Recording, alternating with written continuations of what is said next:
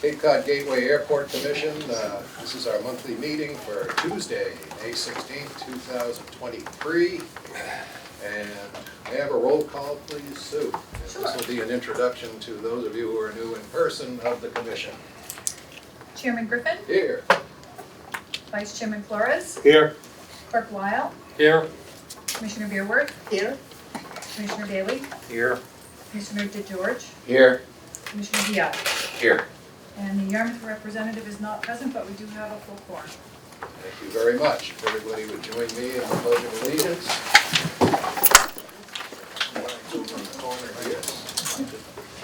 I pledge allegiance to the flag of the United States of America and to the republic for which it stands, one nation, under God, indivisible, with liberty and justice for all.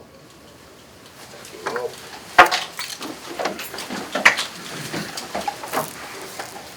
Okay, welcome all. It's in person, and this is how we shall meet through December, so it's nice to see everybody face to face instead of looking like Hollywood squares on TV. We have minutes from the previous meeting. We've got the April 18th meeting. That was distributed by Sue. Everybody got a chance to review it, and if anybody has any comments, additions, deletions, corrections, otherwise I'd entertain a motion to accept as presented. So moved. Seconded. Second. Discussion, anything no? All in favor signify aye. Aye. Opposed? None. Thank you. Public comment. Good afternoon to the public.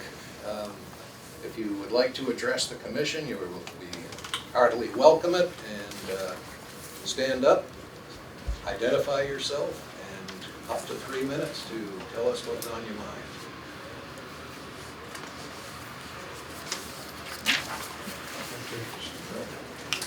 Silence is deafening.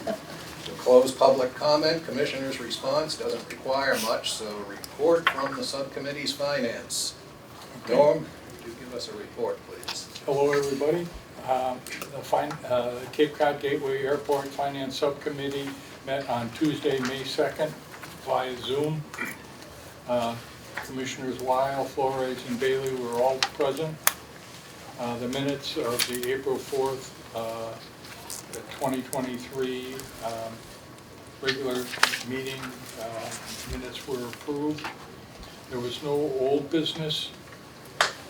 We then went over new business and discussed FIN 0523-1, which is about a lease agreement between Cape Cod Gateway Airport and INS Hangar LLC.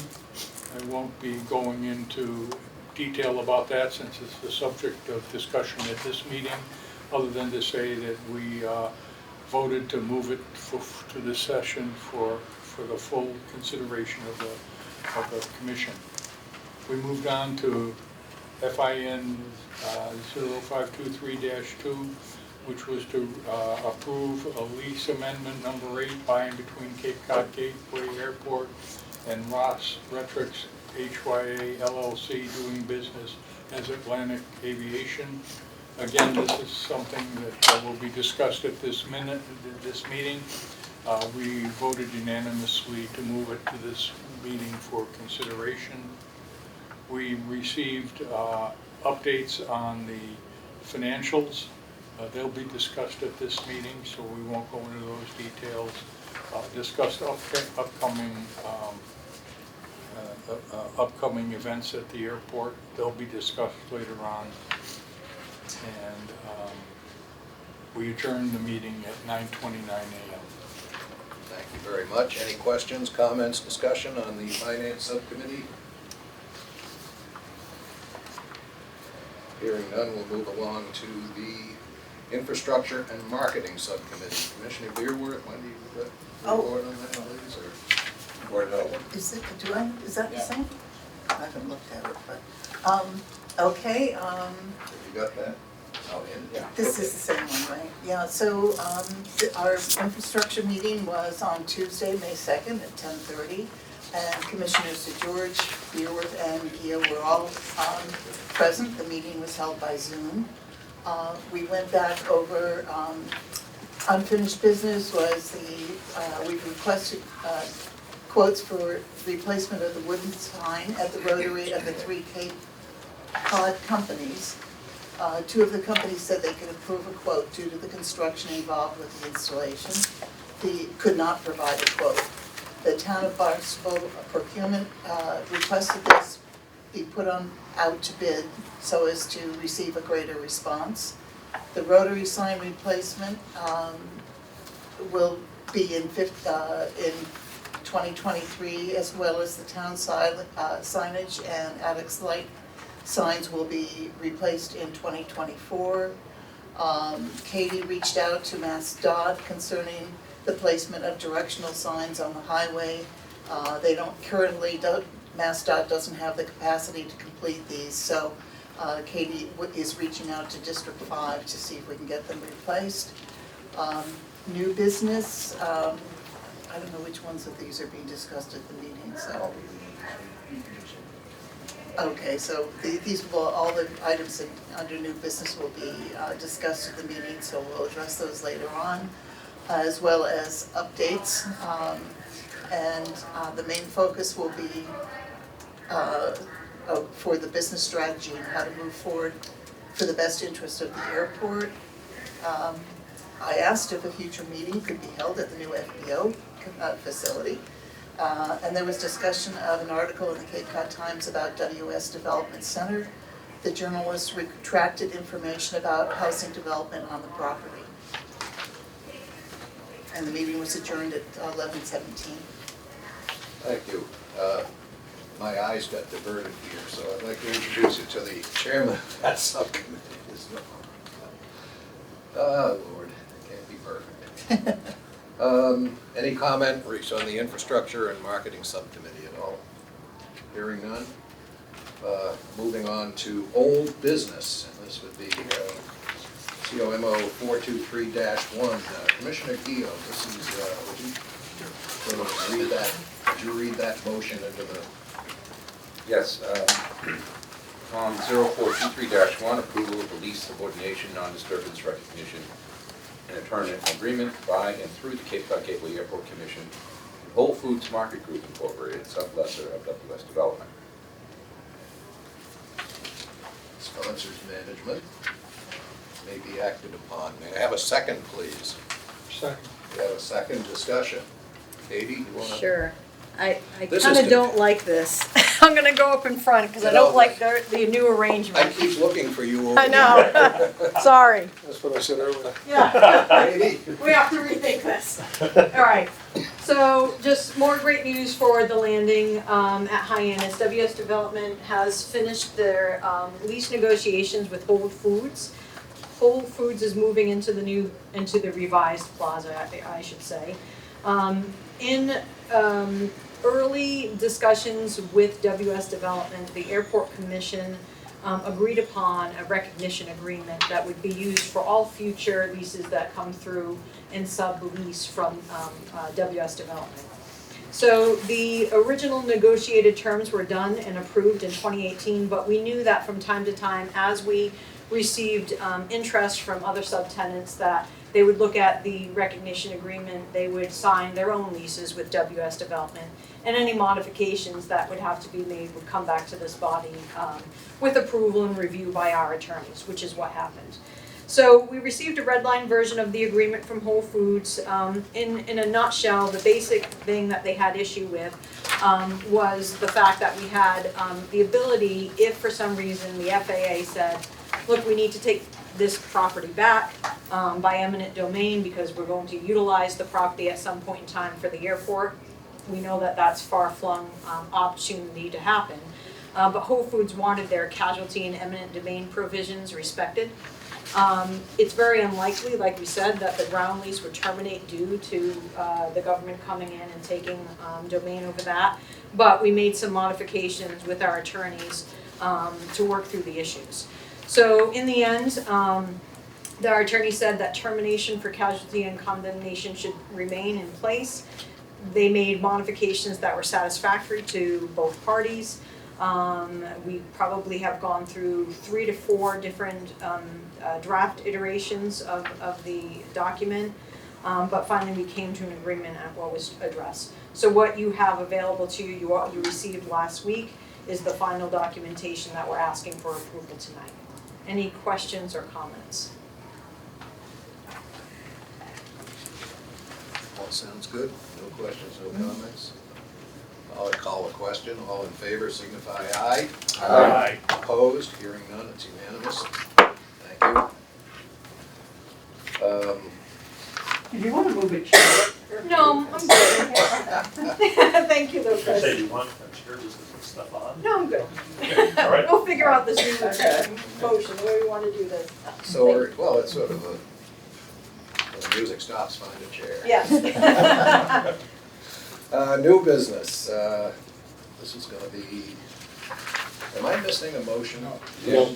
it's right after the, Oh, I know I got one down here, but then there's a third one, and I don't see that one.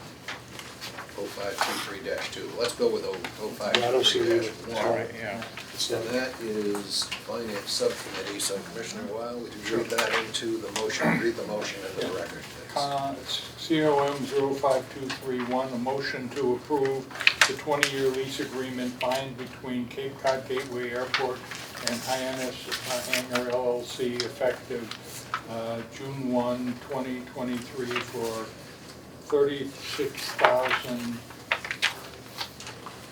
36,840 square feet of land and proposed construction of an aircraft storage facility with stepped annual payments during construction, CPI for the remainder of this.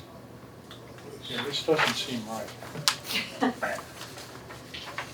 do you have the document? Yeah, 'cause I think what we're talking about is,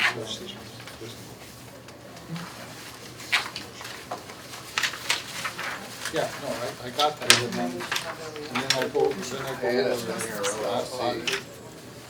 Oh, wait a minute, that is The yeah. hangar isn't. Sue's gonna get the Square footage, so. documentation.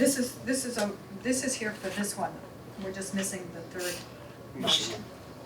And For this- the this next- We're is- missing 523-2. Right, I'll go get that while you, But this is correct as far as that 523-2. But it's the lease between Cape Cod Gateway Airport and Hyannis Hangar LLC, That is correct. which is a 6-bay private aircraft hangar. And I am a member of the Cape Cod Aero Club, which leases one of the hangars, so I always disclose that at this meeting.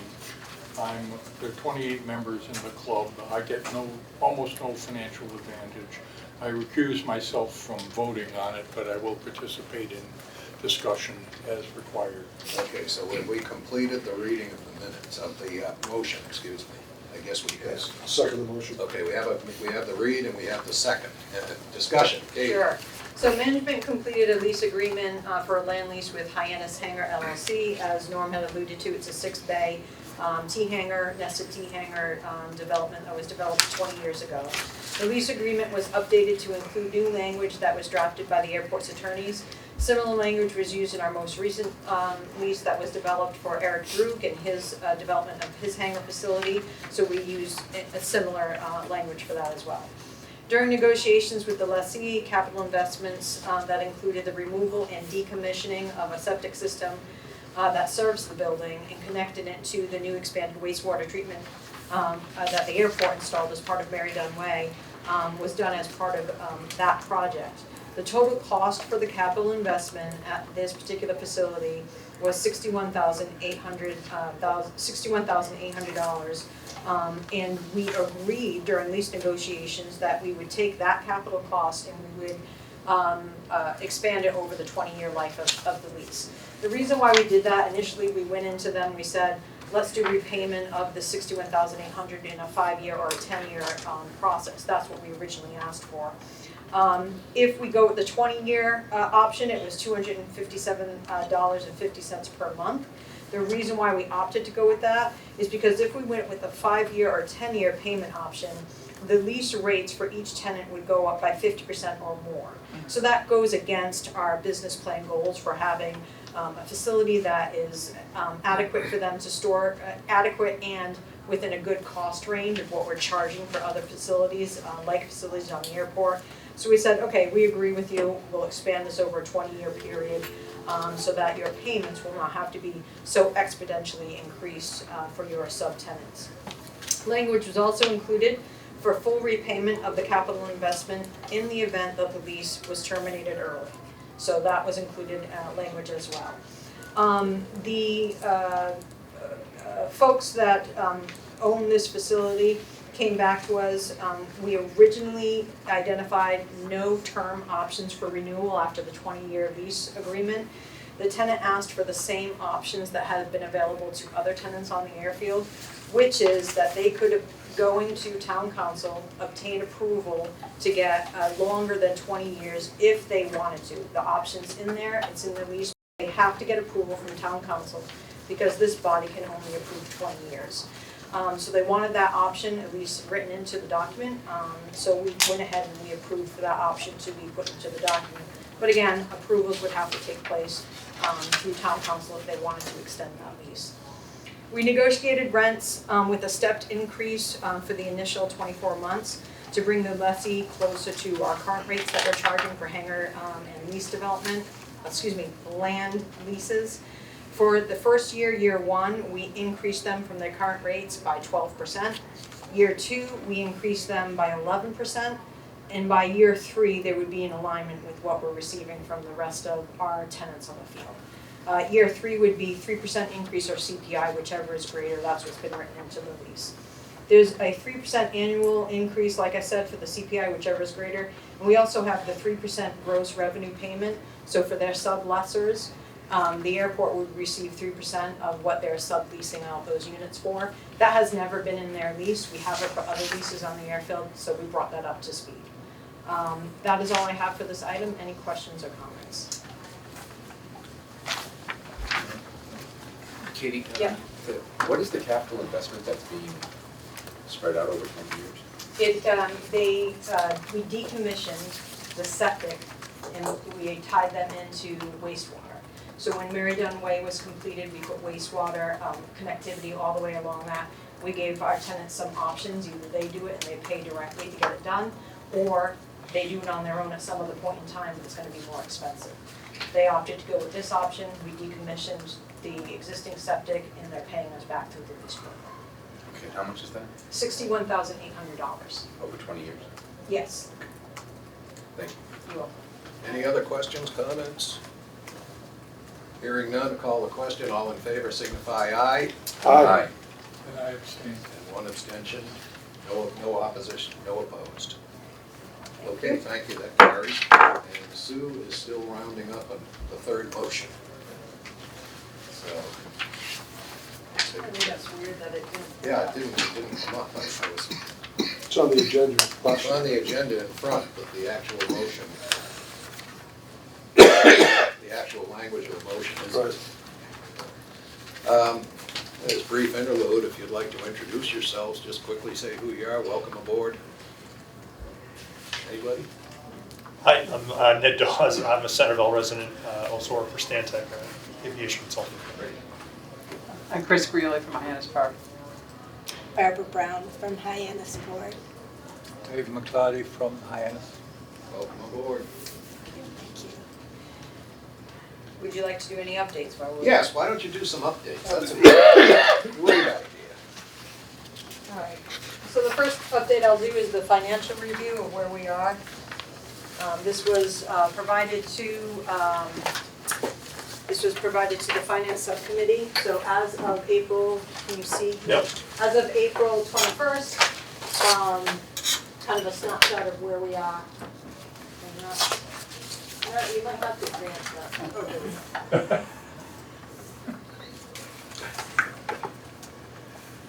Modern. I can do it from here. Thank you. Says the back row. Okay. So the best way for me to go over this is where we are for our revenues and charges for service. Our budget, for revenues is just, I'll finish this update and then we can go back. Yep. 7.4 million is what we actually budgeted for charges for services. Actual to date, as of the 21st of April was 8.7 million. A lot of that has to do with jet fuel sales that have showed an increase over the past several months. Rental car concessions are doing extremely well here at the airport. They are not tied to the passenger activity as much as some other activity at the airfield, so they've been doing quite well. And then our land leases are tracking normal for what we charge for a monthly basis for all of our land leases, both for aviation and non-aviation land. Land leases for non-aviation land, that constitutes WS Development, some land leases that we have for vehicle parking, through HMI Parking, through the Steamship Authority, parking we have with Reef Parking, so the land leases for non-aviation, that's what it constitutes. A little bit below, but that's only because of the reporting period.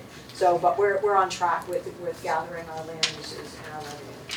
For grants, we have several grants out there. We have TSA grant, which is afforded to us at different levels depending on what availability they have for funds, but that covers what we need to accomplish within the terminal building from a TSA standpoint and having LEO coverage in the building.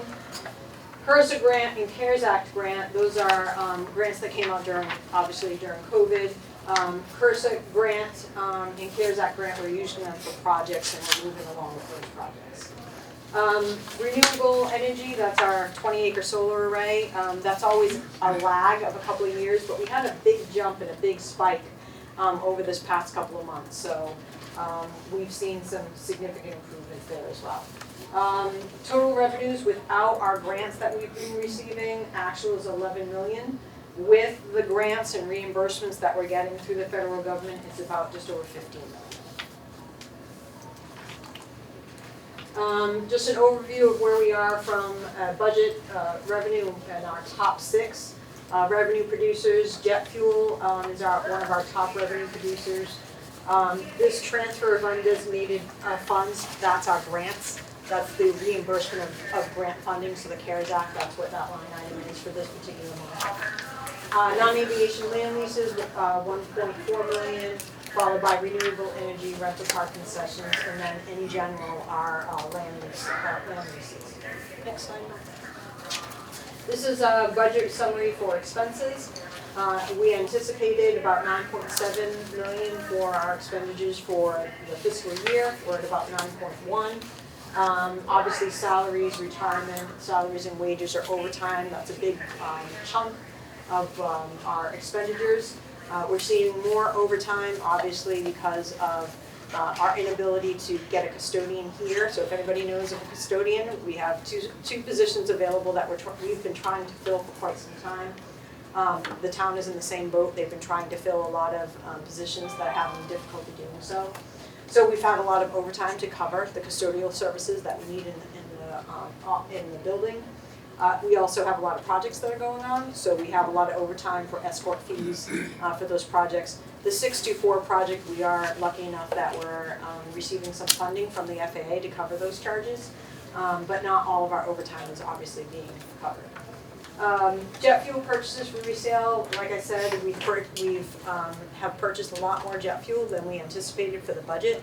We're starting to see a slowdown, not just here at this airport, nationwide. There seems to be a slowdown in what the corporate aircraft thought they would anticipate for activity at this point in time. Many had indicated that they would be just below what COVID levels would be, but somewhat below. They're a lot lower than anticipated. So we hope to see by the end of May, when Memorial Day swings around, that we'll see some increases there. Surplus and deficit, so surplus without CARES Act is at just about 1.9 million. With CARES Act and the other grants that we have is about 6 million. So that will go into our year-end reserves, unused to our reserves. Summary of expenses, our top expenditure is jet fuel purchases for resale, followed by salaries and wages, and retirement, overtime. Liability insurance has gone through the roof. We're seeing insurance for our vehicles, insurance for healthcare, everything that you can imagine is going through the roof. And then professional services, that's all of our on-call work. So that's our engineers, our planners, the folks that help us get through these projects that we're working on. Next slide. Just a summary of jet fuel sales. So 22% over the anticipated revenue budget has been collected within the first 10 months of the fiscal year. But our sales, like I said, were down. So when I did the snapshot of April 21st, to see where we were on jet fuel sales, they were down about 60%. So we still had a couple of days within that month that we didn't fill out when I met with the finance subcommittee. So I'll have to look back to see if that's changed. Overall, when we compare this fiscal year to fiscal year 2022, with fiscal year 2022 being our highest in jet fuel sales, we're about 0.86, slightly above where we are. So we know that that's probably going to normalize. You know, our busiest months are June, July, August. Those are our busiest months. We see some activity in the shoulder season as well. But June, July, and August are our busiest months. You can see there in the screen here, the blue is fiscal year 2022, so you can see that it was a little higher during those months. And the orange is the indication of where we are for fiscal year 23. Can we go back a slide, please, Kate? Yep. So, jet fuel sales are 22% over the anticipated revenue budget in the first 10 months of the fiscal year. Mm-hmm. But year to date, which is the second bullet under there, only up 0.86. How does that? So when you look at all of the months within the fiscal year, so year to date, when you look at 2022 and how much jet fuel we sold in 2022 gallons, how many gallons we sold in 2022 versus where we're at now today in 2023, we're just slightly above that point. So, I mean, this was a big peak for fiscal year 2022. I don't think we're going to see that peak again. I think we're starting to ratchet down. So you're talking about at the same point in time? Yes. Compared to last year? Yes. So, okay. I'm just seeing, so at this point in time, we're 10 months into the fiscal year, right? Yes. Okay, if we compare that to last year, 22% over the annual, the anticipated revenue budget. We were 22% what we had anticipated we would spend on This year. purchases of, yes. Yes, so if Matt, if you could go back to the revenues or the, next slide, the one above that. So jet fuel, we anticipated that we would be purchasing $5.5 million worth of jet fuel, or revenue would be $5.5 million in revenue. We're actually at 6.8, so we're 22% of the difference from what we budgeted and where we are. So this has a lot to do with what is the dollar amount for jet fuel per gallon. How much jet fuel are we selling? So this is dollars, so the 22% in that slide that we just had is dollars. And then the other points are gallons sold. Okay, So I think I'll make a modification to that slide so it's clear that it's dollars. So we spent 22% more than what we thought we were going to? That is correct, and we got approvals to do that. And can we go back to the other slide? Sure. So we spent 22% over our budget, and our fuel sales are only slightly up, less than 1%. Mm-hmm. So we're at 21% deficit, basically, right now, And according to plan. Right, but it has a lot to do with what was the price of fuel in 2022? What is the price of fuel today? Right, Yeah. whatever the Yeah. cause is, Yeah. that's where we are right now. That's correct. Okay, all right, thank you. You're welcome. Thank you. So the rental car concessions, like I said, we're doing quite well with rental car concessions. So the graph that you see here, and I'm sorry if you can't see this, takes a look at where we are by fiscal year. So we're looking at 2014 through the present. We had a really good blip here. 604,000 was what we were provided by the rental car companies. We have a minimum annual guarantee that they pay to the airport in addition to their land leases for the property here. So we had a really good year in 2022. We're tracking pretty close to what our average is for fiscal year 2023.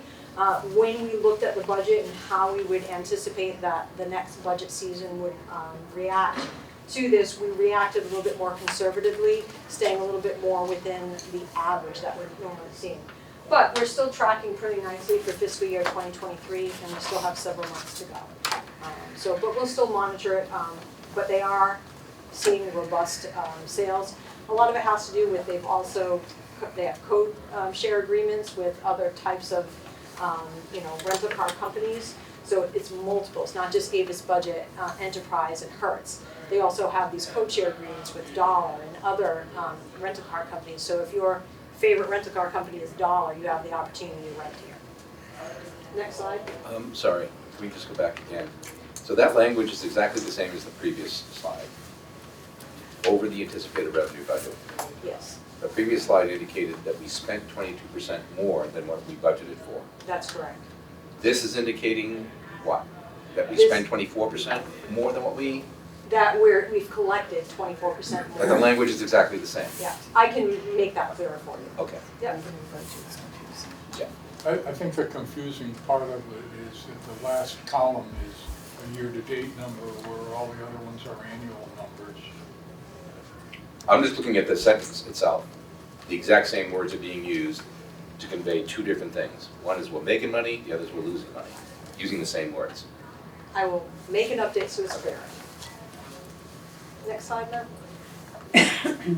Hertz still brings in the highest revenue year over year. So the graph that you see here, Avis is blue, Budget is red, Hertz is green, and Enterprise is purple. This is fiscal year 2023. You can see where each company is as of the 21st of April. Airport activity, operations and passenger activities. We anticipate a certain amount of activity for in-plane and deplane passengers. 48,000 was the anticipated. Right now, we're at about 20,000. That has a lot to do with the retraction of passenger or aircraft activity by Cape Air. Cape Air at one point in time had 12 to 15 operations daily with their aircraft, and that is not the case. Post-COVID, we're seeing passenger reduction because they don't have the pilots to be able to fly the aircraft, so we're seeing an effect here. Hopefully this will turn around. We have JetBlue that's coming in with 2 daily flights starting on the 25th of this month. They have LaGuardia flights and they have JFK flights to and from direct service. So we're hoping that those passenger numbers will start to increase. Airport operations, again, also down. We're about 37 at the time of this report, about 37,000, just over 37,000. Again, that has a lot to do with the retraction of flights with some of our service providers, Cape Air in general. We've also seen this a little bit in our corporate activity. Jet fuel gallons, at the time of the posting of this, we're seeing obviously an increase in our jet fuel sales than what was anticipated in our budget. Going forward, can we add column headers to those so we know Sure. what the columns mean? Yep. Thank you. This is just a graph showing operations and passenger activity through the years. Obviously, we've seen a significant decline over the years. Many of the commissioners are aware of this. The advent of high-speed ferries also impacted what our typical mode of travel was to and from the islands. So we've seen some significant reductions. We also lost some airline activity over the years, which compounds the issue with passenger and operations activity. That's one of the reasons why in the business plan we're starting to really work with some of the commercial providers to see if they can provide additional service here at the airport. This is another graph showing the monthly airline passenger activity for the fiscal year. It's looking at 2019 to the present day per month. So you can see where that activity is per month. And then the very end is the totals as well. Does that show June? Right here. So this is 2019. What is This goes this? from fiscal year 2019, so each item, each graph item, the different colors, are fiscal year 2019, 2020, 2021, 2022, and 2023. Okay, so we're not showing 2023 in May and June. No, We are not showing them in May. We're not. Okay. We're only showing April, it's just a slightly above. Okay, all right, thank you. Grant updates, so for CARES Act grant, we are happy to say that we're using these funds before the expiration date, that was the plan in place. Operating budget, we used just over $8 million to fund operating budget. We're using it also for projects, Mary Dunn Way project at $5.3 million, and the airport operations hangar redevelopment at $6.4 million. We exhausted our funds for the CURSA grant, and closeout already has occurred, that's over $1 million. And we will exhaust our funds for the ARPA grant at $1.1 million, and we'll be using it for our operating budget. We have opportunity for a 5-year grant with the Bill Act, the Bill grant. The first Bill grant for fiscal year 2022 is being used for our environmental assessment. That should no longer say waiting for grant, we have the grant. The Bill grant for year 2, we're going to combine the Bill grant for year 2 and year 3. It was approved already by the FAA to combine the grant. We will be using that for our HVAC upgrades. Right now we have some estimates, loose estimates of those upgrades, but they are over $1 million, so we're waiting for that scope to come in. And then this is just our table that identifies those grants, the grant title and the grant that's been allocated to the airport. Just over $22 million. Any questions or comments? Just a comment and observation. I think as a member of the Finance Committee, we've discussed a lot of this, and I usually go on record as saying, as we look at the budget, we are an enterprise account, so technically we don't cost the town any monies. We self-create, if you will, all of our revenues. But I think we really have to be careful because we're sort of a house built on sand as opposed to concrete. When you take away all of the government welfare programs that have come out over the past couple of years, and you look at air traffic, you look at passenger traffic, you look at the competition that we get from P&B bus, from Peter Pan bus, taking folks to Boston. No one flies to Boston anymore because that costs you almost $300 versus taking a bus, which costs you $74 round trip. And the same applies to really taking a plane from Hyannis over to Nantucket and vice versa. And that's about a $300 number now.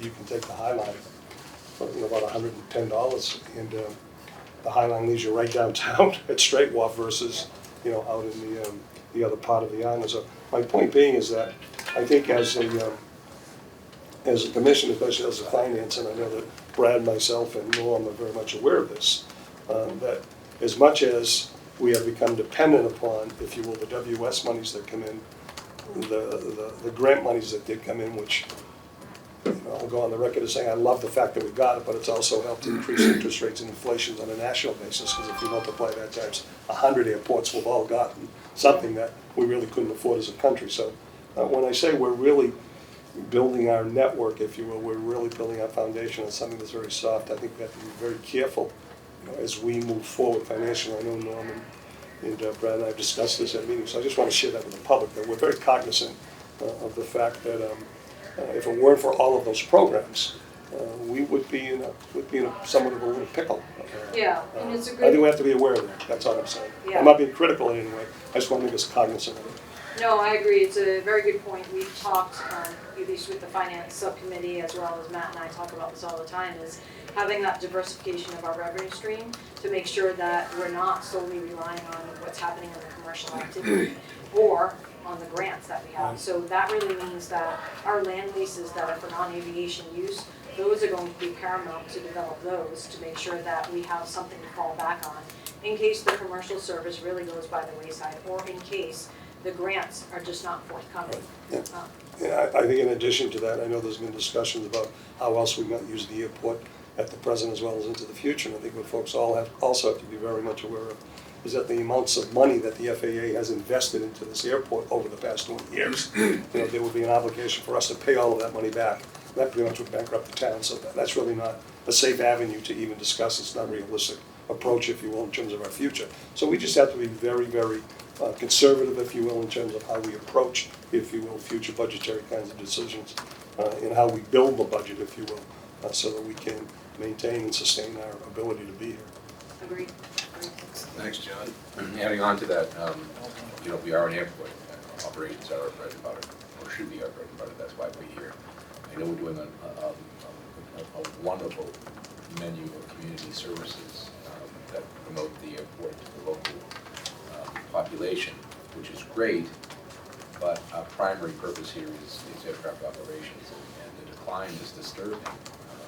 And, you know, quite a lot of finance for it. If we don't turn that around, you know, I don't know where we're gonna be in 5 years. And I'm not sure how we do that. I know we have some mitigations that are already planned, airline consultant and so on. But we need to get moving on that. We need to put some serious focus on that. I'm not sure we can have a turnaround, to be quite frank, only because of the number of passengers that come through here. I mean, 15, 20 years ago, this airport was chock full every single day. I mean, you had Cape Air, you had Island Air, you had the old Gully line, and they would just keep rotating flights. As soon as 9 people would get on, the next one would roll in. Those days are gone. So we just need to be cognizant that, you know, as we maintain the integrity, if you will, of the facility, we also have to be protective of what the town needs. And there's no way in God's green earth that the town could ever afford to just shut it down and say, you know, give it back to the FAA and have to pay those loan guarantees, the grant guarantees that we are required under federal law to have to do so. I don't envy the position. I mean, with the finance committee, we're all of us are in this together. Right. But I think in terms of operations, I just don't know how I don't know how we increase passengers with the costs, with the competing costs that are so much less than what airfare is. Yeah, I just don't know how we do it. It's a fine line to balance that, because you have to have the interest from the airlines that want to come here, but you have to have the interest from the public to want to fly out of here. And so that's why we do a lot of the community outreach events, to get people used to coming to this airport. Before we started those events, there are people that would come to CCYP Back to Business Bash, or would come to one of our aviation education events to get students involved with the airport. And they would say, wow, I've never been in this terminal. Well, now they've been in this terminal. So those community events help to get people in the door. So it's you have to attack it from multiple aspects. And we're not alone with a lot of other gateway types of airports and regional airports in the same boat. We're not alone. Okay, Yes. thank you all. We have an agenda item that we have to get back to. Sure. Thank you to 523-2. And this is 0523-2, and Commissioner Flores, would you kindly read Sure. that in? This is a motion to approve the lease amendment number 8 by and between Cape Cod Gateway Airport and Ross Retrix Hyannis LLC, doing business as Atlantic Aviation, which will be effective June 1, 2023, for 7,500 square feet of land for the purpose of vehicle parking for clients and employees.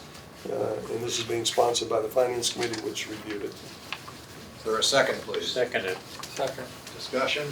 Katie? Management completed a lease amendment number 8 for a land lease with Ross Retrix, DBA, doing business as Atlantic Aviation.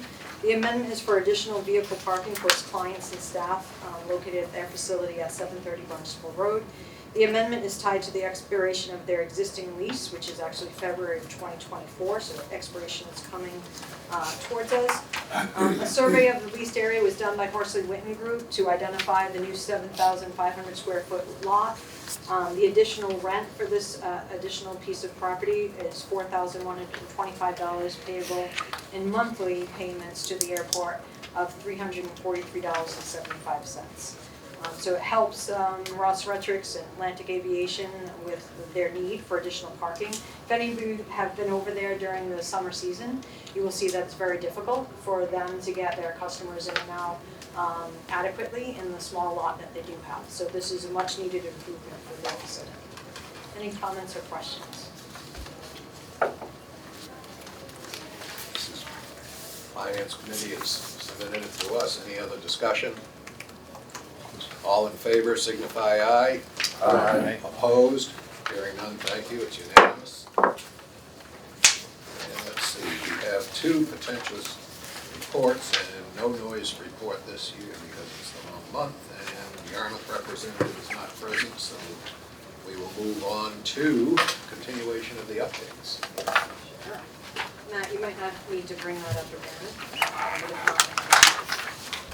So for the business plan update, so we provide this update to the commission. Can you see that map? That's right, I have it here. We provide this to the infrastructure subcommittee on a monthly basis to identify new or revised data that occurred before, within the past month. So just to remind everyone, we have 4 goals that were identified, believe it or not, 5 years ago. 2018 is when we started our new business plan. Goal A is to maximize general aviation activity at the airport. That includes a number of different tasks that we're working on that include having events at the airport that revolve around general aviation, getting them to fly into the airport and participate in safety briefings, forums, and webinars at the airport.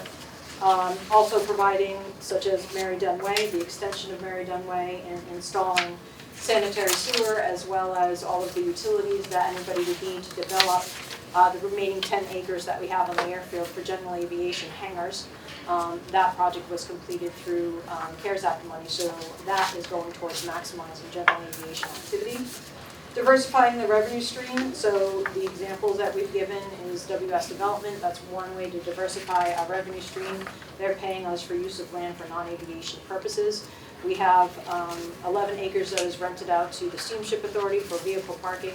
We have just over 6 acres that is rented out to HMI Parking for their parking facility.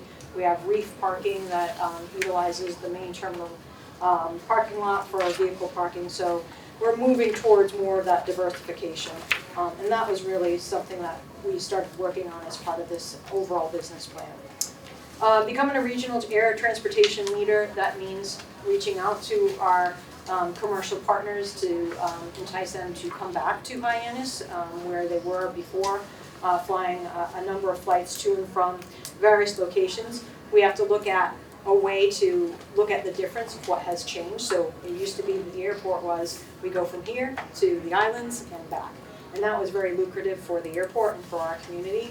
That isn't necessarily the lucrative part of it. That's not necessarily where commercial service maybe should be for this airport in the future. We should be looking at other destinations. Okay, can I just ask one question? Sure. As we talk about airlines flying back and forth, there was the intention of Gulf Airlines to Bill McGrath to sort of Yes. reinvent itself. Is that happening? Is that? Yes, so Gull Aviation, or Gull Air, was here at one point in time under the name of Gull Air. That has been resurrected. Allies Aviation has taken on the new name and changed their name back to Gull Air.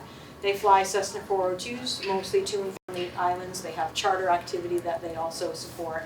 But they are seeking to get their certification from the FAA to supply services very similar to what Cape Air is doing. So they're in process doing that. In fact, last week, I think it was last Friday, they had FAA inspectors here that were inspecting their site as well as some of their pilots that they're going to use for the facility. It's in process, it takes some time. Not sure, in speaking to Bill McGrath, I'm not sure when the actual certification is going to take place. But he has already reached out to us about utilizing the terminal for his passengers and utilizing a counter within the terminal. I'm thankful that Bill McGrath is stepping up because he was one of the pioneer pilots, if you will, of this airport that was flying between Hyannis and Nantucket on a regular basis. Yes, and he would like to bring back the sections that you mentioned, Right. where if they have 15 people that want to get on a flight to Nantucket at 6 o'clock in the morning, they'll put on 2 flights to get them into there.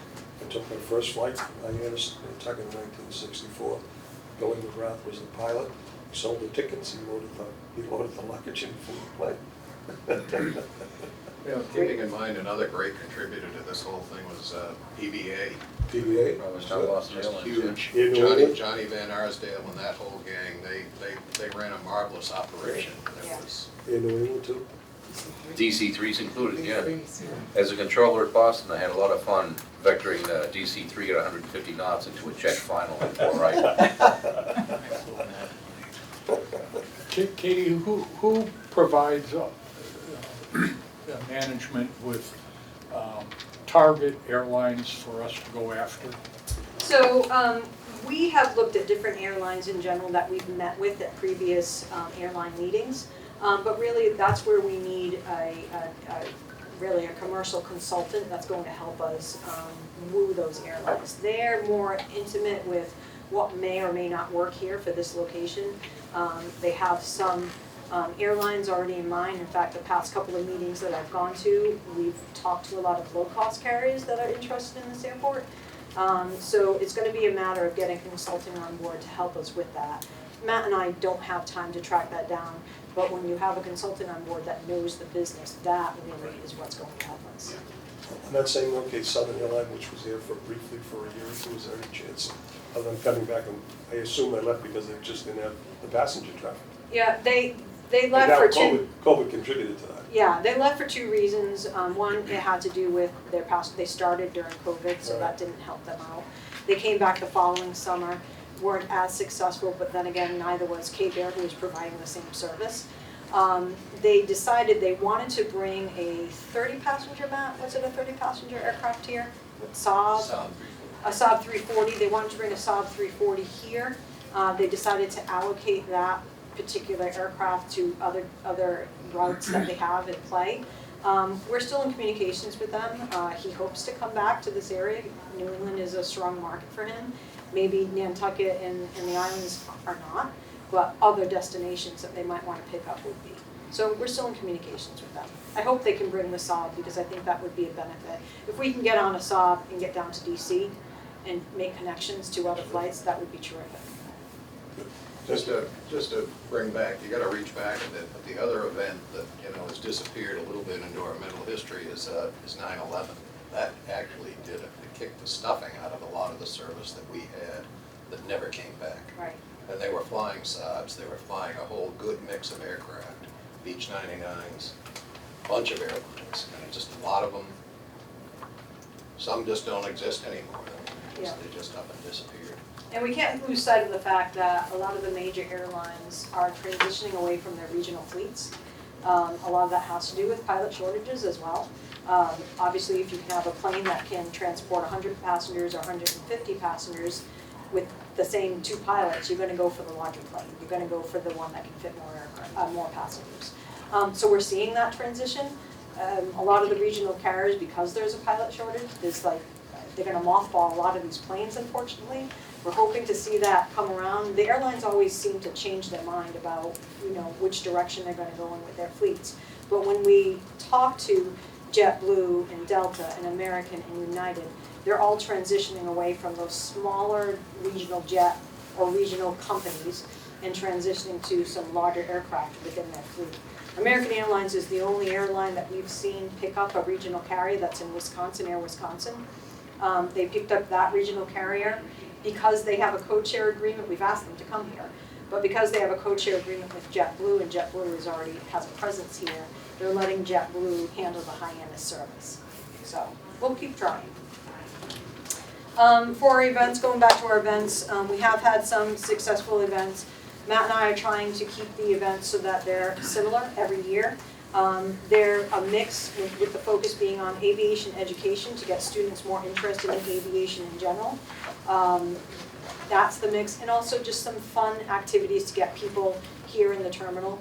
We had an event in March that we'll do again. We're only doing this event in March. It's a Scout sleepover. It's called The Night at the Terminal, where it was completed with quite success. A lot of very tired parents left the next morning, but the kids, we even had Norm was here to help us with the event.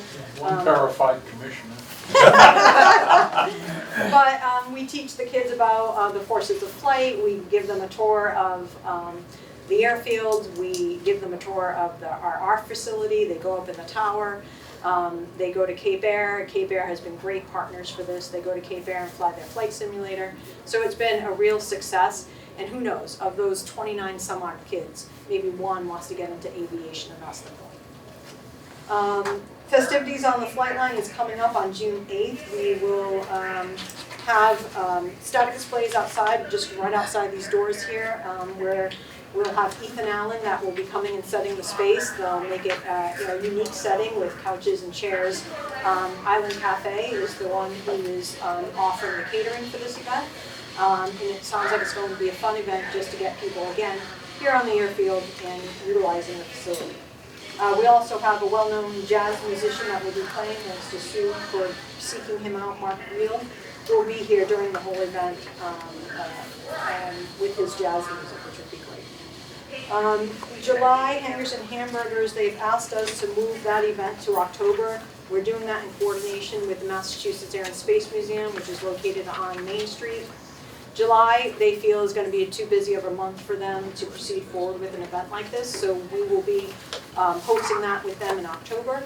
The event will be October 14th. It will be from 10 to 3 for that event, and we'll be working, we're trying to get a guest speaker right now for that event. Everything will occur over at the museum, but for those that want to fly in for the event, we will bus them over to that location. And it also includes an airfield tour for anybody that comes to that event.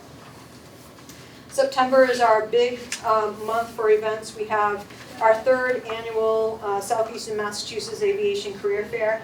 Over the first 2 years, we had, the first year we had about 450 students from local area schools come to that event with over 45 exhibitors from the industry. Ned is one of the industry exhibitors that has been at that past event. It's really has been working well for us because now we're seeing that kids are interested in aviation, so much so that we have introduced our 5th airport intern, 2 of them which will start in the fall of this year. So this outreach is really helping us proceed forward with getting more interest in the aviation industry. And then a great day for the Gateway is coming up on September 23rd, the very next day. Nurturing the spirit of flight and honoring our military is the theme. We are receiving a lot of support in this area. We have a lot of volunteers that are helping us showcase a really great event. We have a Master of Ceremonies for that event, which is Matt Pitta. Many of you have probably heard of Matt on the radio.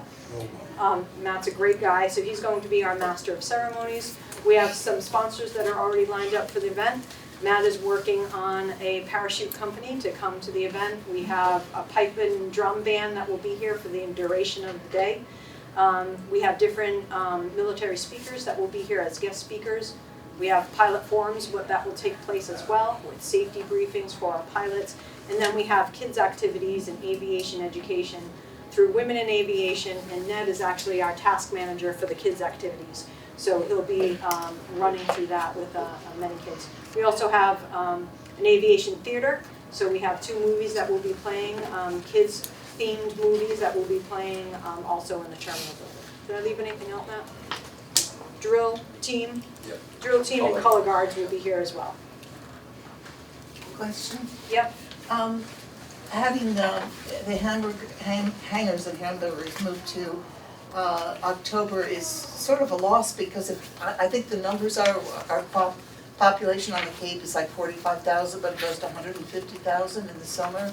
And so, to me, that's the time when we could get people to come in from the outside to become more comfortable with the airport and perhaps use it next time they're here.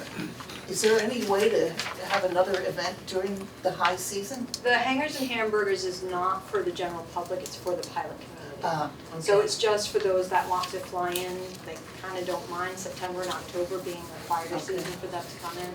So that is strictly to meet our GA aviation goal. Okay, so, but just to, as a point, I think it'd be great if we could have an event during the high season here that was open to the public to bring people in. Yeah, I agree with you. It's hard for us to do that when we start looking at what our construction schedule is and then looking in general about what's happening on the airfield. That is our busiest time. It would really strop us and really thin out the availability that we have for our people to be able to run it successfully then, which is why we started to look at September and October. Moving on, I think I covered everything for the great day for the Gateway. Electric and all that other. Transcend. So, yeah, so I'll get into that as well. I'm still on the events. Oh, we ran out of paper here. If you don't have anything else. NBAA schedules and dispatches that will be coming up in 2024. That will be for us, for our outreach for corporate aviation as well. For land leases and hangar development, so obviously we have a new tenant Eric Droog is here, that's providing flight instruction, maintenance, aerial tours, and aircraft storage. His building is not built yet, but he did bring in a temporary building so that he can do flight instruction during the season. So that's already over on the east ramp, so he's already proceeding forward with that. We have put a project out to bid, which is for 110 Mary Dunn Way, Air Cape Cod Building. It's known as the Air Cape Cod Building. And we also identified who our evaluation committee will be for that. Mark is going to be on the evaluation committee for that. So I believe June 7th is when we should receive proposals for that property. And we have been in conversations with other hangar developers on the airfield as well. We have a helicopter company that is interested, they visit the airport on a regular basis, they're always here, but they're interested in actually establishing themselves here. So we're working on that as well with them. Let's see here. For our projects, Chris is going to go over projects in a little bit, so we'll go through that. I'll save that for later. And then we have the media outreach that we have today. We had our evaluation committee for the communications manager's position. It's a 3-year on-call contract. We have 2 bids. So we're working through that. We'll have to go through interviews, but we're working through that right now. Otherwise, we've been doing a lot of social media, radio, online connections with the chambers. I've been meeting with Yarmouth, with the Hyannis Chamber. I just met with them last week, and with, of course, the Cape Cod Chamber to get a little bit more of a presence of the airport on their site. So I'm working with them on that, as well as press releases for any of the events or any activities that we're doing on the airfield. Covering the events, covering the construction as well. We modified our website to make sure that we have topics that are of concern to the community, that are all the information is there. So anytime our community has any questions about the environmental assessment, PFAS at the airport, noise, that's readily available to them. So we have that as well. We did a new campaign for radio and digital marketing with CCB, Cape Cod Broadcasting, where we identified those communities that are typically booking flights on JetBlue to come from to Hyannis from the LaGuardia area or from JFK. And we've had some quite success in our outreach to them. So that's whether it's through social media or Facebook or online. As soon as somebody looks for a flight that's in this area, up we pop. So we'll see information about Cape Cod Gateway Airport. Nationally, typically that's that click rate is usually about 1%. To date, we're at 2.19%. So there's some interest there in the opportunity to fly to Hyannis from New York and New Jersey. I already talked about our 5th high school aviation intern coming from Dennis Yarmouth in the fall, and we have another one, a 4th, that will be from Barnstable High School, which is fantastic. We also are getting Chris some help with some summer interns to help with the projects for this year. Chris has been very busy with our projects, so we're getting him some help from an engineering student that is going to learn. Maybe we'll transition them from mechanical engineering or electrical over to civil engineering and airports. Katie, are these paid internships? Yes, they are. And they full-time? They are, yep, for at least no more than 120 days. Diversifying our revenue stream, I think I already spoke to you about developments there. Working on, we have a 1.4 acre parcel that's over at 211 Airport Road. The back side of WS Development and across the street from where the fleet hangar is for Cape Air.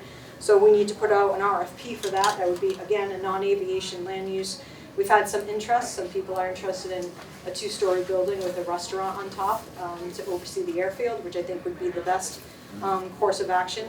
We have been in conversations with a seasonal use of the cafe, as well as use of our kiosk that we have. We have this mobile kiosk that Penn de Leon is actually interested in using to sell danishes and coffee in the morning. So we'll be working with them on that. I think that's roughly all I have for now. That's a lot. Katie, Aloft Aviation, they're going to be starting this summer? Or? Yes. So Matt, do you know, out of his temporary location, do you know if he's already started flight instruction? So he has one airplane that's online, and just getting spooled up, they'll add a couple.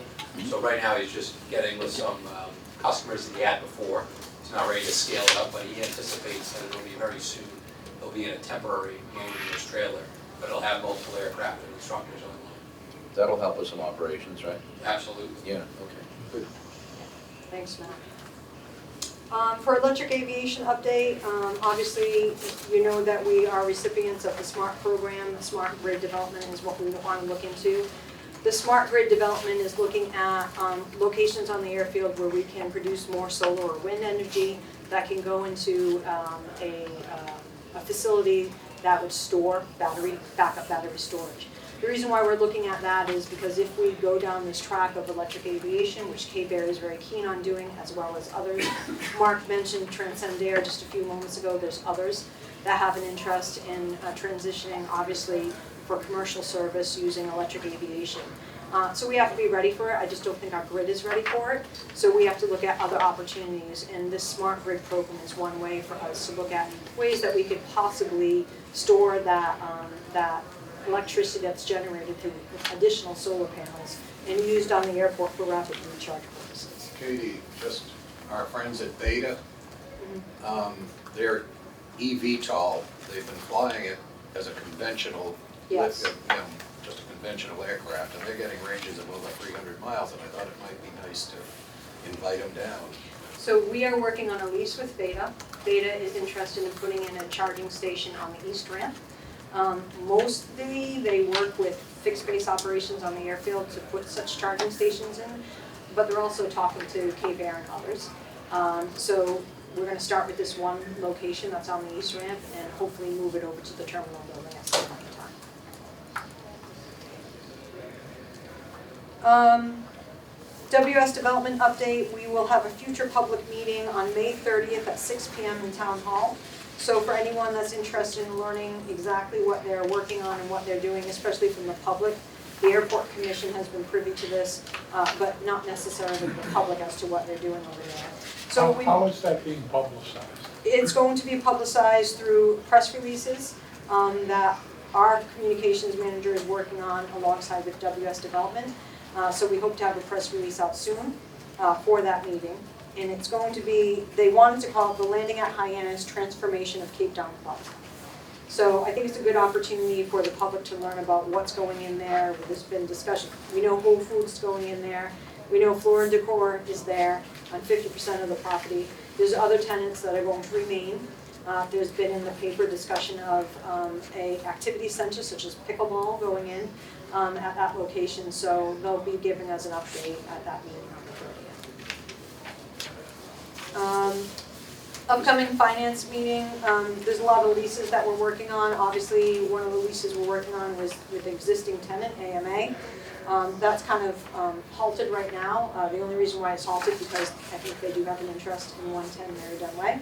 So they're looking at that. We're working on our land lease with the Water Department. For those of you who are not aware, the Water Department has been leasing land from us for about 40 years. And that's for the airport wells that they have at our facility. So they lease that land from us, and because we're a town department and they're a town department, it's an MOU. So we're working with our attorneys on developing those, that as well. That's the Hyannis one. That's correct. We are working with response to PFAS and impacts to the Mahar well. So again, we're working with DPW on that. That's underway. DEP has been happy with our progress to date. We're well advanced with our reporting requirements. We have a 5th report that's coming up in November, October timeframe. Once that report is identified, it basically identifies the final mitigation that the airport will need to do to respond to our PFAS impact because of firefighting. Once that is done, we're in mitigation or monitoring mode, I should say. We monitor for the next 5 to 10 years to ensure that the mitigation that has been put into effect, such as the caps that we developed, are doing what they're supposed to do, that there's no further PFAS that's being identified in soil or groundwater. So we're nearing the end, but the end is about 5 to 10 years from now. Like I said, Beta electric charging station, we're about 50% complete on the draft lease.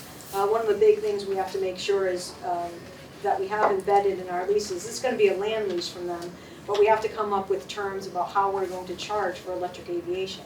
Obviously, if they're plugging into our system, we get a fuel flowage fee for actual liquid fuel that's going into an aircraft. What do we do with electric aviation? So there's a lot of discussion amongst industry professionals on how best to do that.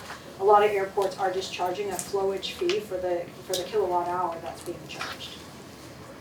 Upcoming infrastructure items would be business plan update. Hopefully we'll be getting into the Smart Grid Grant Award. The lead on that is Mascot Aeronautics. They have put out the procurement for the on-call consultant that will be in charge of that implementation of that project. So we're just waiting to hear back from them on that selection. Could you provide a project update, please? Yes, ma'am. Okay. I'm a little bigger than Katie is, so I'm not going to stand in front of the screen because you won't get to see the beautiful pictures that we have going on there. So as Matt brings that up, Katie mentioned the EA that's in work. Next public meeting, June. The runway extension and PFAS, the biggest concerns there. Obviously, we're well aware of that. We'll talk about the Mary Dunaway extension project. I've got some pictures of that. Katie mentioned the sewer connections that are happening because of that project. Very exciting. It's also led to some development along that side of the airport, which we discussed, and there's hangar development happening. We'll also touch on the T-hangar project. As some of you may have seen, that project is in the air. We'll talk about the R3 model, and then the big one, the runway 624 project. Can you go back to that, Matt? So the environmental assessment, so our next public meetings are in June, and this was later on in my updates, but I might as well cover it now. The next public meeting is in June 21st. We're doing 2 public meetings because we found that in comments that we received from the public, they like the option of Zoom and in person. So we're doing a Zoom and in person. The Zoom meeting is on the 21st, and that will be from 2 o'clock to 4 o'clock in the afternoon. And then we'll have a break, and then we will be at Town Hall from 6 to 8 for the in-person meeting on the same topic. A lot of what is going to be presented at that meeting will be covering the comments that came in during the Massachusetts Environmental Policy Act process, which identified the scope of work for the airport. If there were additional comments that came in from the community, we're responding to those comments. So that meeting on the 21st will be more advanced, where we'll have some response to those comments, some additional data and analyses that have been completed to respond to those comments, and to also provide, again, some background information as to why we're looking to proceed forward with the various projects. And I believe we will also have a workshop for the commission on the 12th of June to cover the same. Awesome. So let's discuss Mary Dunaway. Obviously, that's not Mary Dunaway, but what that is the sewer connections going in that hangar. You can see the far right-hand corner. That's where it comes out of the building, right there, and then connects underground. That was trenched, and you can see where the asphalt patches are in, and that continues out of the aircraft, or out of the airport fence line to Mary Dunn. So that's how that project connects. T-hangar. The T-hangar is in the air, and it looks like a hangar. So that's awesome. There was a lot of work to get the foundation in and all the rough work, but now it's like Legos for adults, right? We're putting it in the air. There is steel in the air, so very excited to see that. This picture, there's a lot going on here. I just wanted to show, this is the ARP ops space. This picture's a little deceiving, that crossbar that's running across there. I held my camera up, so we should be okay. Unless you're 7 feet tall, you should be all right. So this space is being, all the interior walls are going back up, right? The slab has been done. We're doing HVAC in there. So this project is still tracking for an end of July, August timeframe for that. I hope we do get some schedule back on this job, but it is tracking well. Next we'll talk about runway 624. This is the big one. So this project for this runway is in full effect. There's a couple of slides we'll work through, but you see here right in the middle there is a mill machine. We are milling the runway, right? The runway is being milled. You can see half of it is gone, well, in that picture, and then the runway on the right-hand side. That's what it looks like when it's completely milled out to the dirt, right? And then we start building it back. So this is the test strip that we put down last week. So we test the asphalt that we're putting down. Once it passes all the tests, we'll go into production paving. Fortunately for us, the plan is to start that tomorrow, actually. So we're actually starting to pave the runway and build it back. It doesn't take too much time to destroy a runway. It takes a little bit longer to build it back. So we're tracking well on this project schedule-wise to get this back. August, September timeframe, looking pretty good for that. So that's a quick update. I wish I had more things to talk about to give Katie's voice a break, but any questions on the projects we talked about? So a lot of moving parts. The airport staff has been very involved in all this, and escorting contractors around the field. I'm glad we got Mary done way completed when we did, because we're running trucks on that every day. 50, 60 trucks, yes sir. Chris, have we had any supply chain problems? You hear that all the time? We have, Major unfortunately, projects? we haven't had any of those issues on this job. Some of the subcontractors are having some labor issues in getting guys to get here, but we're working through those. But on the supply chain, no issues. And we, just to add to that, we did ask our consultants and our contractor for any areas that where we thought we would have supply issues, such as electrical and signs, that they got early on, and we stockpiled them on the airfield.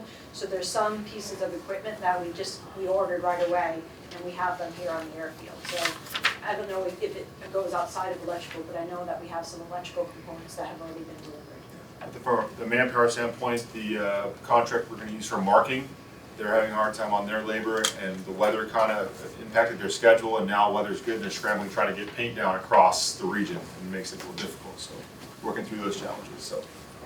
How are we doing on the safety side, Chris? Any runway incursions or No, pedestrian events? nothing that we're going to relate to the project itself. Okay. That I could say we had any issues there. None of the contractors have been involved in anything like that? No, sir, not on the contract side, no, sir. Thank you. Yep. And then normal construction things like a hydraulic line giving out on a piece of equipment, stuff like that tends to happen, and we responded accordingly. So, thank you. Okay, thank you, Chris. I covered most of the other items through the business plan update that were on the update section. The only thing I didn't cover is the airport signs and the tower sign. So we do have to go out for bid for that. The procurement officer asked us to do so. Because it involves a component of actually the construction of the stone pillar that's going to sit on the ground, plus rebar that has to be constructed for that, there's a construction component to it, so we do have to go out and follow procurement regulations for those projects. So we'll be doing that. We're just waiting for some drawings and bid specification detail from our on-call consultants. I think that I've covered everything on our list. Any comments or questions? Seem to be a lot of plates in the air. Congratulations. Thank you. So the tower sign is going to happen? It's gonna happen. Good. Yes, but probably in the next fiscal year, not this fiscal year. Hey, have we given consideration of the sign that's in the rotary, of moving it a little farther east before the turn in there? Yeah, so we've included in the language that siding has to be included in that development of that particular sign, just to make sure it's in the right location. I know that we've had some comments. We don't want it to impede anybody that's from visually that's on the rotary, so we just have to make sure that it's in the right location. But yes, we are including in the specifications that they site it properly. Thank you. Speaking of signage, you mentioned that getting the signs changed on the highway you That's had some difficulty with. Former state rep Tim Wheeler, Oh, he was best friends with the guy who ran District 5. okay. Because when I was on the council, I would call Tim, and Tim would be able to make things happen that normally would have taken a year or two, so might be someone to reach out to. Okay, And thank you. his buddy is still running that operation. All right, I will do that, thank you. Yes. A couple of things. One, financial. The financial update, was that sent out ahead of time? Yes, it was sent out last week to you. Okay. I can't find it, and this has happened before. I can forward you, I'll Yeah. forward you the email that it was sent. Yeah, I got the business update. It was sent on Monday of last week. Okay, all right. Couple operations things. I saw Transcend Air was on the list, but the status hasn't changed for the past 3 months. No, we haven't had the capacity to get to it. Even just like a phone call to say, hey. Not yet, but we Okay. will. Okay, when do you think you might be able to get to that, Katie? I hope within the next couple of weeks we can get to it. Okay, all right. It's just, there's certain priorities that I have to deal with, and that wasn't quite one of them yet. Is there any we we can do to help you, other than stop Do you bugging know you about it? anybody, do you know anyone at Transcend-Air? You know, I don't, I just, I saw the article, I followed up on the website, Yeah. all their information is there. I'll see if Dan Wolf knows anybody from Transcend, he may. It's Um, new, it's a very new company, Yeah. but it's an exciting idea that, you know, you can, they're offering service from Boston to New York City every 5 minutes, and it's electric. So, and I'm just thinking, boy, you know, from here to the island and back again, Yeah. probably do it in 10 or 15 minutes. And that's what Archer is doing, and we've been in conversations with Archer, that's what they would like to do as well, Right, obviously. right. So maybe a little competition might get going there. Maybe? Small community is service development program, have you heard of that? Yes. Okay. I think that is an element that we would want to work with the consultant that we're Right. putting on board Right. to help us with commercial service. Yeah. It's really gonna take, and I have to say, it's really gonna take one of those professionals Sure. to weed out some of the areas that we haven't thought about. And to be honest with you, Matt and I just need the help. Sure. We don't have the capacity to be able to run that constantly by ourselves. So why are we fighting it? Let's get a consultant on board to be able to do it. Yeah, okay, good, okay.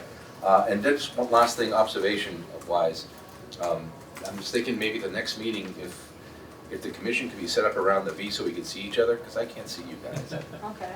I think you're sticking your tongue out at me, and I'm not sure. I would agree with that. We'll finagle something, we'll work with Paula, see if she has any suggestions for us to read. Wasn't it? Layout was fine, wasn't it? It was hard for, I don't know if it was hard for the video Yeah. in the old layout, but. Well, I'm just thinking if we work with had it. these, you know, Make it seats at this V, it would be great for the video, we can see each other, and Okay, thank you. sounds good. Anything else? Except for me wishing I had my slippers on. Feed it in. All right, I did offer you the chair. I know you did, Chris, I'm sorry. Katie's gonna go barefoot. okay, any other commissioners' comments? I got a couple. Nice to see you all, thanks for coming. But the other thing that I think is kind of a bit of a sad commentary, and you keep hearing about shortages. We've got 2 good jobs here that we can't fill. They're good jobs, and I just don't understand why we can't fill it. Why there's a pilot shortage, I mean, maybe the world has changed, but, you know, What's the work anymore? it's. So why is there a pilot shortage? A lot of it has to do with, you used to have a tremendous amount of outflow from military-trained pilots. And that was post-World War II, right up through post-Vietnam. A tremendous number of well-trained, good pilots. They're all old. And the military's just not turning them out in numbers anymore. And ab initio, starting somebody from scratch, takes time, takes money. Some of the airlines are starting to try to do that a bit. I mean, it's been, historically, they've tried it before. You know, there's no one answer. But I think beyond the complexities of getting the qualifications to get an airport ATP, an airport transport pilot license certification, and all that takes going into that. The idea that we can't get 2 custodians to run a thing that looks like a Zamboni and other things to keep the place looking beautiful. Yeah, that's all. Hey, it's a good job. It just shocks me that we can't fill it. That's the end of my sermon here. I would just add to the pilot shortage, I know at one time Bridgewater State University had many students in the programs, and I'm in touch with Cape Cod Community College a lot. We have the airplane maintenance technical program that we run out of Plymouth. I mean, that's pretty well functioning, it's ongoing, we have lots of students, but the pilot program in Bridgewater is down substantially. You know, I ran East Coast Aero Technical School for 20 years up at Hanscom Field, and that was what we did. We trained, not pilots, they stopped training pilots, I forget. They broke out and just specialized in the FAA, airframe and power plant technician licenses. And that was, you know, that was our business for, my dad founded it in 1932. And that is another great job. It's a great job. It's multi-skilled. If you learn what you learn in that program, you can fix doggone near anything. It's wonderful.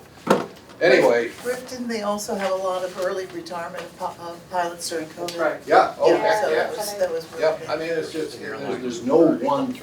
Exactly. They didn't want to pay them. Oh, it's a money thing. Yep. Once you get your pilot's license and you start working for a Cape Air, as an example, which is a route into the bigger airlines, you're not making a lot of money, and it costs a lot of money to live. And the airlines have to recognize that it costs money to encourage these people to do it, because what it takes to sit in that left seat, it takes more experience and training than most of the doctors who work on us, so they gotta get paid for it, and that's gonna be reflected in the cost of getting on an airplane also, and paying for it, so. No simple answer, but it's discouraging. It is, listening today, it was discouraging. Any other comments, commissioners, please? Hearing none, I will entertain a Make a motion to adjourn. Is there a second? Second. Any discussion? No. All in favor? Aye. Opposed? No. Thank you all very much. Thanks, everybody.